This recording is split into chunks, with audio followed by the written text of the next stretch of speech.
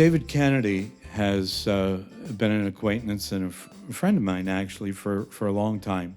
And he's worked with grief and bereavement as an educator. He's walked through it. He's worked with hospice. He's worked with first responders across Canada and in our hospitals and helping them deal with the trauma that they face. And you know, there's in your life, there are go-to people. When you want to have fun, you know who to go to. When you're not having fun, and it feels like the rug's just pulled right out from under you, there are go-to people. And David is both of those. When I've wanted to have fun, David is a go-to person.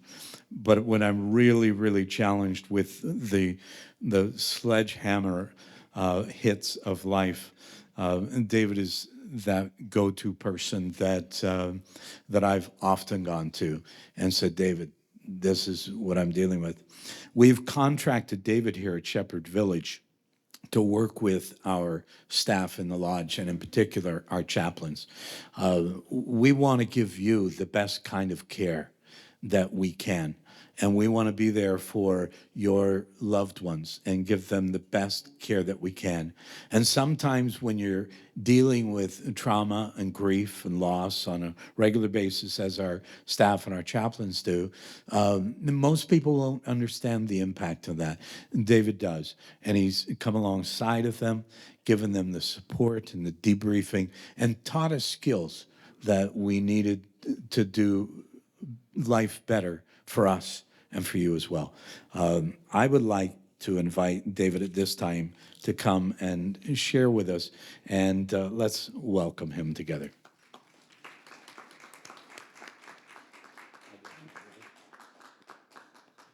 Thank you for being here tonight. I mean that. You folks, and I mean this, I see you're in many ways, you're my heroes.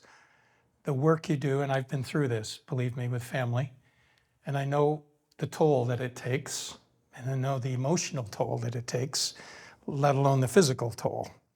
So tonight, this is about you. This isn't it's indirectly about the loved person that you care for, absolutely. But this is about you. This is for you tonight. So we're going to take the next little while, and I would invite you to get comfortable. If some of you are kind of turned the wrong way, I don't want you to have to go see a chiropractor tomorrow. So just get comfortable, and let's talk about a couple of things. So here's kind of my plan. I want to share a couple of things with you. First of all, to help understand, perhaps, some of the things that we are dealing with, that you are dealing with, in terms of this total life change. And the first one, it's quite an interesting piece that has fascinated me the last little while, and I want to share a few things with you around what I've discovered about why this takes such a toll on us, why it's so hard for us at times to make the adjustments that we all have to make. What is that about? Why is it that struggle that we still find difficult to deal with the adjustments of life as they are now? And then the second part of what I want to share with very briefly is to identify perhaps what is something that's new to you. And it's called ambiguous loss. It's a type of grief. And it has a very specific piece to it that's exactly where you are tonight. And so part of what I want to talk about at that piece is to recognize it as a very normal reaction in us, as a grief reaction. But it's not a grief reaction built around a person dying, because they're still here. So, but we have grief. And I want to talk about, if we can understand that, then perhaps there's some tools that I can offer you tonight that will help you with the grief piece of that. So I'm going to try to be very concise. I could talk for hours on these topics, but I really want to hear from you too. I mean, there's nothing worse than going to something and having some things you'd like to talk about and they don't get addressed. So when I do these couple of first pieces, I'd like to take some time and let's just share together. We're all walking this journey. Every one of us has got a unique piece in it, but we're all walking this journey. And so what are the things you want to know? What are you asking? What are you struggling with that maybe we can share together tonight? So thank you, Ron and Tessine. And Tessine and I have talked a long time about this evening and planned it. And so I'm very, very grateful to be here with you. I want to talk about this night. It's the second part of that I want to begin with. Life then and life now. There are certain events in life that really are demarking our life in so many ways. And dementia and Alzheimer's with somebody that we love, somebody who's part of our family, part of our inner relationship pieces, when they experience a life-changing event such as dementia and Alzheimer's, it changes us. Life gets totally turned around. It no longer operates the way it did, both because the person is not the person that they were in the life that we grew up or experienced before, but they are still here now, making life now something that we have to experience and live. And so life then and life now. And I want to talk about the challenges that brings in terms of how we make that transition from life then to life now.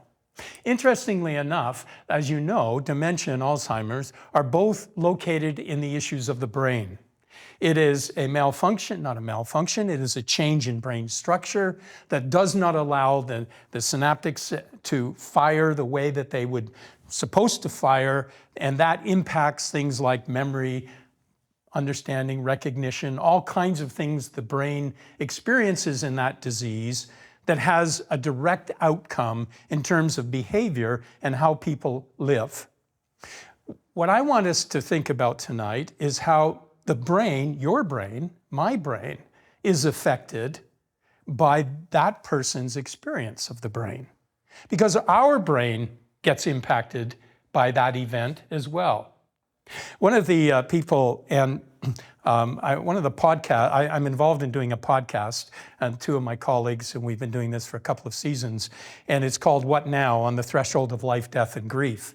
And we interviewed a couple of months ago a psychologist from San Francisco who was doing a lot of work in neuroscience and had a colleague, a psychologist who was doing a lot of work in neuroscience and had written a book called The Grieving Brain. Her name is Mary Frances O'Connor, and she operates a lab out of the University of Arizona that studies the impact of the brain, and particularly in this case, in terms of what happens when grief is present. How does grief get impacted into our brain and from the brain into our everyday life? So I want to begin with that about you and I tonight. How is our brain impacted when it comes to somebody we love who has experienced a disease of the brain in their experience? Now, Mary Frances O'Connor talks about the fact that we live in two worlds at the same time. So let me try this on you and I'll show you how this works. If you want to close your eyes, if you're comfortable with that, you can do that. And what I would like you to imagine is you are sitting in your living room at home, your space, you're in your chair, it's 11 o'clock at night, and there's a power failure. It's pitch black, and you don't have your phone with you, so you can't use your flashlight. It's pitch black, and you're in your chair in your living room, and you've got to walk to the opposite end of your abode, your dwelling. So if you're in a house, then you've got to go all the way over to the other end of the house to get a flashlight. If you're in an apartment, you've got to go to the farthest room in the apartment. Now, I just want you to picture that for a moment in your brain.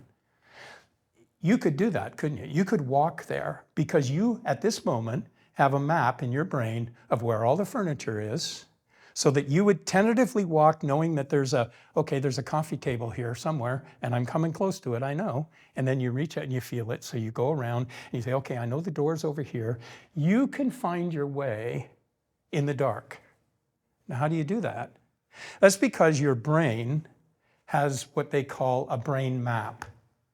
And the brain map is what happens to our brain when we do routines, when we have things that we go over and over with, our brain constructs this map that allows us to live in that, even if we can't see what we're experiencing in the now. It's very important. The brain has a huge predictability piece to it. It's amazing. We're always trying to predict. So it's always trying to keep you from doing the wrong thing, from going the wrong place, from smashing into something that you know is there that you've got to be aware of. And that's called brain mapping. Now, they talk about brain mapping in terms of here, now, and close. Those are the three pieces. Here is spatial. Our brain maps, where things are. Now is time focused. So we're conscious of when things would happen. And the close piece is about the relationship side of things. So for example, I'll give you another case of this. So let's say that you finish work at 3 o'clock in the afternoon. Your spouse finishes work at 5 o'clock. So you usually get home first, you get supper started, and you know that it's about a half-hour commute from work until home for your partner, and so you expect them to be coming in the door at about 5:30. So you're busy, you get your things planned, and you plan supper for 6 o'clock. That gives you a little bit of time to get together after work. And so 5:30 rolls around, and your partner isn't at the door. And your brain sends up this signal. Oh, they're usually here by now.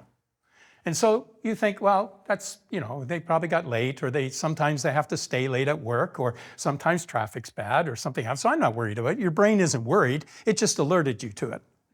Well, then comes 6 o'clock. And you think, well, this is really strange. I haven't heard from them. And they're usually here at 5:30. And your brain is a little more intense now, saying something's wrong. And so you try to phone and you don't get an answer. And so you start to worry.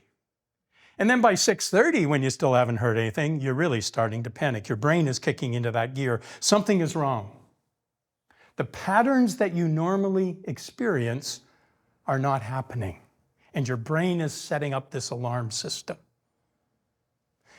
So, and again, we don't have time to spend a long time, but let me ask you this question. What happens then when somebody dies and they're never coming back?